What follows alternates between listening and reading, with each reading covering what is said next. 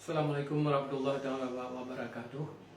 Saya Mulkir Manaf selaku Ketua PA dan KPA menyatakan sebagai berikut. Yang pertama, bahwa menyatakan saya tentang referendum tidak mewakili rakyat Aceh. Saya lakukan hal tersebut secara spontan kebetulan pada event peringatan haul meninggalnya Tunku Hasan Muhammad Itiro.